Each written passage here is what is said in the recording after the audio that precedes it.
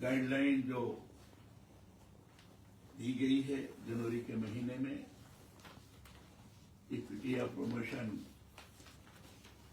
In university and in higher education institutions regulations 2026 इस हिसाब से आया है। इसी कारण बड़ा आक्रोश है, और आक्रोश इस कारण है कि 2012 में जो इस संबंध में गाइडलाइन दी गई थी, सुप्रीम कोर्ट के आधार पर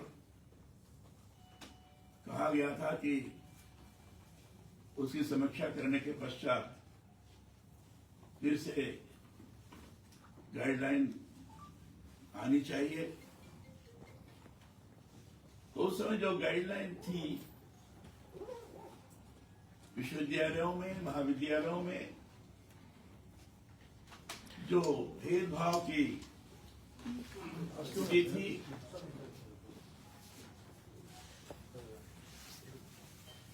उससे संबंधित शिकायतें थी, शिकायतों में बढ़ोतरी हुई थी, इसलिए इस पर पुनर्विचार होना चाहिए, ये सोच करके गाइडलाइन तैयार की गई। लेकिन जो गाइडलाइन आई है वो बड़ी ही विचित्र है। अगर मैं कहूं कि संविधान के अंदर प्रदत्त नागरिक का जो अधिकार है, उस अधिकार के विपरीत है। जो सामान्य नागरिक का अधिकार, उसको बाधित करने वाला ये विषय है। जातिगत भेदभाव SC ST के बारे में था, क्योंकि SC ST का एक संवैधानिक आधार पर अलग एक ऐतिहासिक स्थिति है, लेकिन इसके साथ साथ OBC को जोड़ा गया। OBC को जोड़ने के पश्चात मैं नहीं कह रहा हूं कि भेदभाव हो तो उसके विरुद्ध कार्रवाई ना होना ही चाहिए, लेकिन उसके जोड़ने के बाद फिर बाकी को लगता है कि बाकी के लोगों को क्यों नहीं, बाकी के लोगों के साथ जो भेदभाव हो रहा है उसको क्यों नहीं उसमें शामिल किया जाए। अरे जातिगत भेदभाव के आधार पर एक आक्रोश की स्थिति बड़ी तेजी से पैदा होती है। एक तरह से इसमें कहा गया कि अगर SC ST का चल रहा था, उसके बारे में तो लोगों ने अपना मानस प्रारंभ से ही, क्योंकि आरक्षित स्वरूप था उनका पहले से ही, लेकिन अगर OBC को किया गया तो एक तरह से टारगेट हो गया आपका सवर्ण, एक वर्ग हो गया, तो उसके साथ अगर भेदभाव हो तो उसको क्यों नहीं जोड़ा जाए।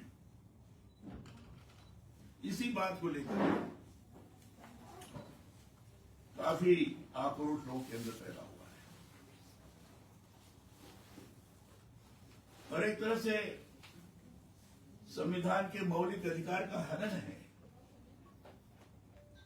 संविधान में जो आर्टिकल 15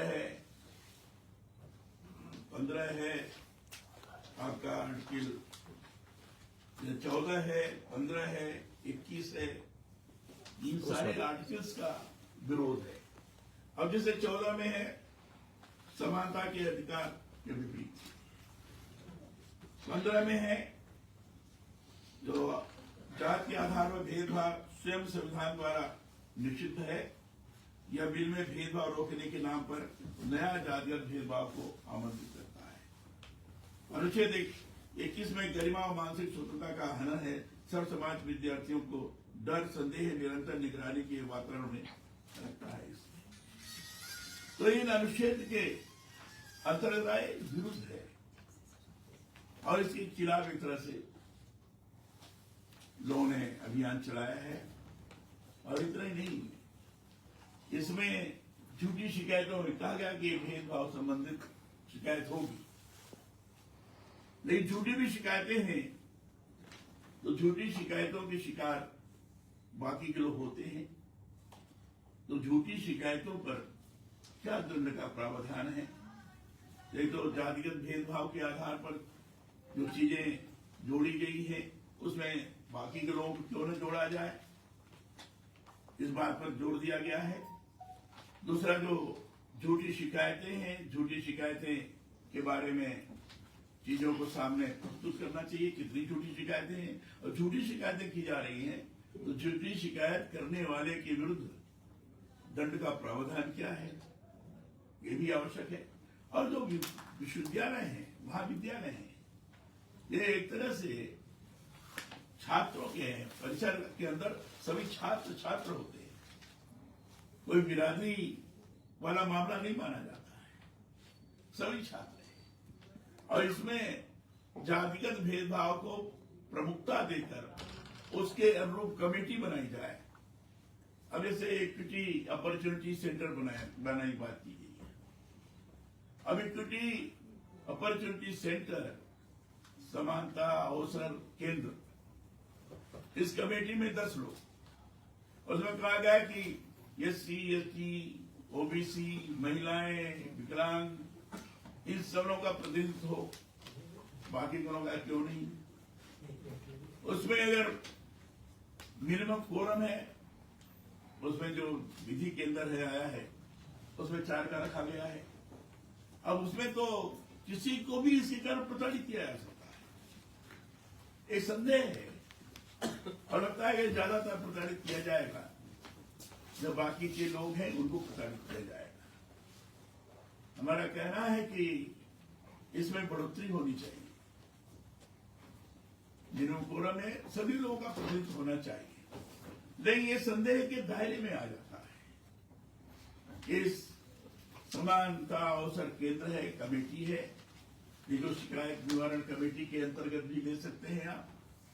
इस कमेटी में अधिकतर लोग वही उत्पीड़ित होंगे जो इस विधि के अंदर जातिगत भेदभाव में जो SC, ST और OBC को रखा गया है, शिकायतें जो झूठी की जाएंगी, इसमें ये सब लोग प्रताड़ित किए जाएंगे। ये संदेह है, क्योंकि लोगों को लगता है कि SC, ST कानून जो बना था उसका बहुत बुरी तरह से लोग शिकार हुए। ये सारी बातों को देखने के पश्चात सामाजिक समरसता, सामाजिक समता विशृंखलित होती है।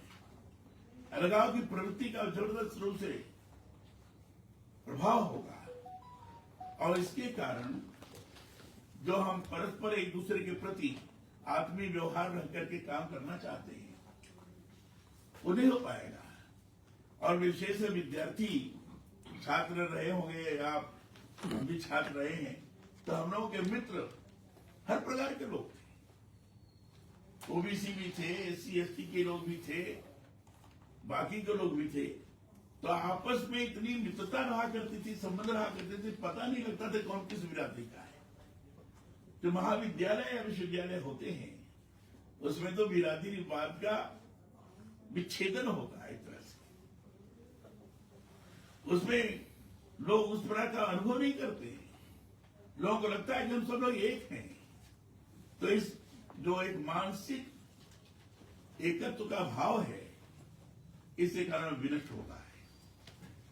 और इसलिए हमारी मांग है, आपने इसको पढ़ लिया होगा, इसमें हमने सारी मांगे रखी हैं कि एक तो उसके भेदभाव के अंतर्गत सभी लोगों को जोड़ा जाए, सभी प्रकार के लोगों को, SC, ST, OBC सब जिसके साथ भी भेदभाव हो उसमें किसी भी प्रकार का अलगाव पैदा करने की कोशिश नहीं होनी चाहिए।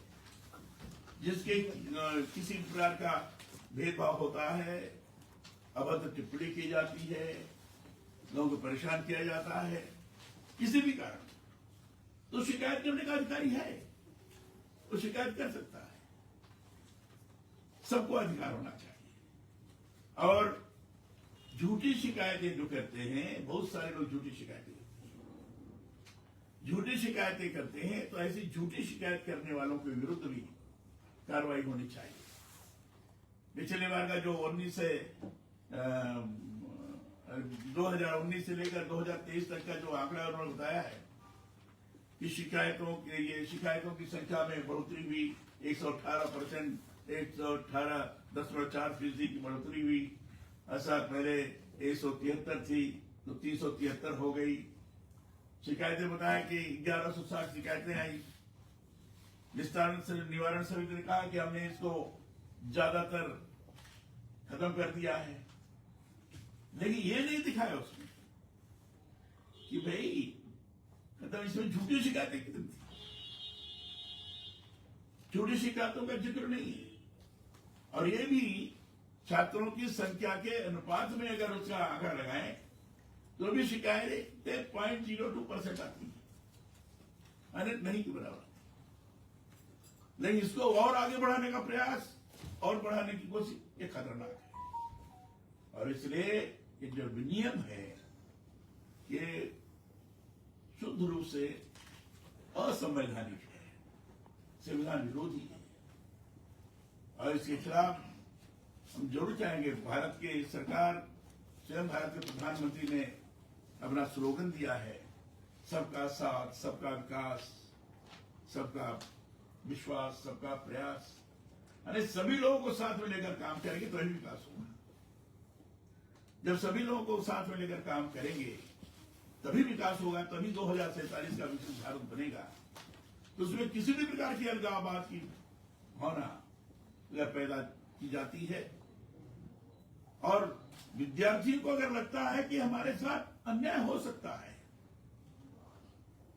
तो आपस के अंदर अराजकता की स्थिति निर्माण हो सकती है, अलगाव की स्थिति निर्माण हो सकती है, जो बहुत खतरनाक है।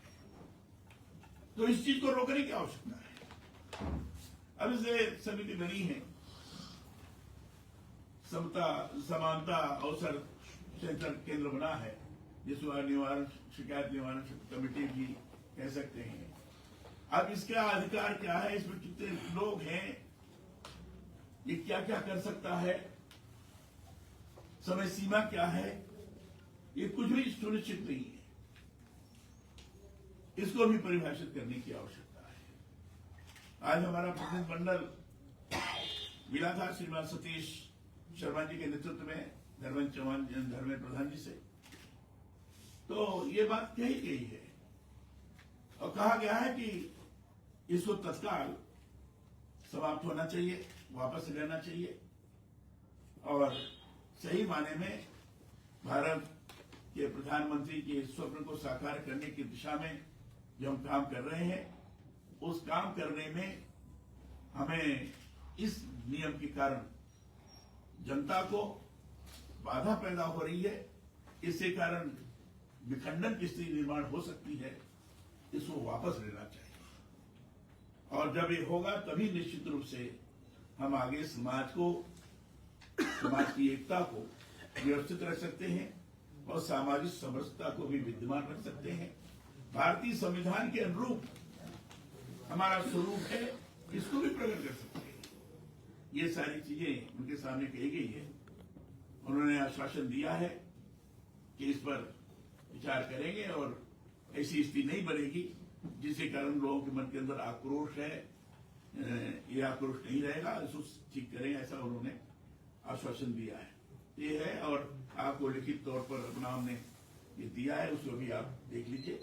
सारी चीजें आपके सामने हैं और किसी को लगता है तो आपको लगता है क्या कि ये संशोधन करेगी सरकार? जब करना ही था तो मनशाही गलत चीज इसलिए तो लेके आए। नहीं, मुझे लगता है कि करेंगे, करना ही चाहिए। और जो सवर्ण के सांसद है भाजपा के, इन्होंने ऑब्जेक्शन क्यों नहीं किया? कमेटी में दिग्विजय सिंह है, आपके संबित पात्रा सारे थे, इन्होंने ऑब्जेक्शन क्यों नहीं किया? आप तो मुझसे पूछिए क्यों नहीं किया, हमें क्या करना हमको बता रहे हैं। हमने बताया ठीक नहीं है।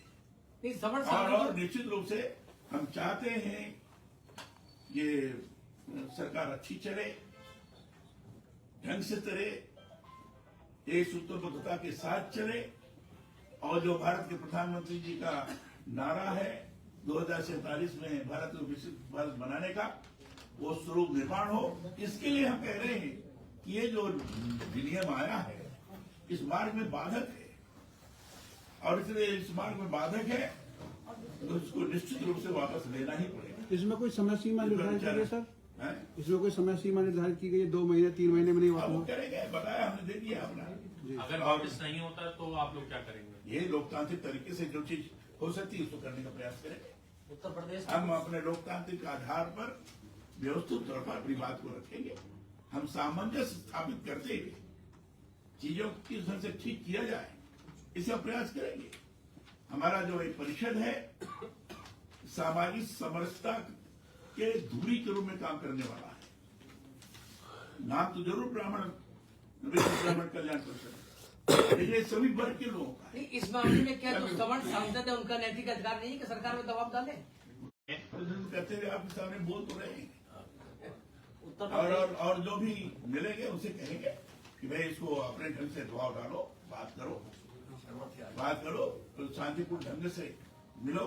अब आज जैसे डॉक्टर महेश शर्मा साथ में गए थे इन लोगों के, तो क्रमशः लोग आएंगे और लोग अनुभव भी कर रहे हैं, क्योंकि सही माने में ये जातिगत भेदभाव के आधार पर सारी चीजों को करना संविधान विरोधी है, जो ब्राह्मण और इसलिए इसको ठीक करने की आवश्यकता है। एक फर्जी शिकायत में दलितपुर का बेचारा 20 साल की जेल सजा काट के उसके 20 साल कौन वापस करेगा? हाँ, ये पता है। बताओ कितनी बड़ी मतलब आजाद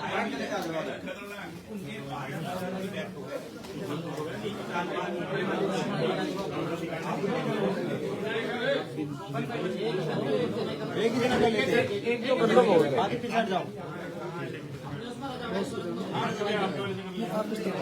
भाई जरा थोड़ा बाइट वाइट कर लीजिए भैया, लाइव चल रहा है। अरे मैं तू आया सुन मेरे 1 मिनट होल्ड करेगा, मैं कराता हूँ। 1 मिनट तू कैसे करेगा?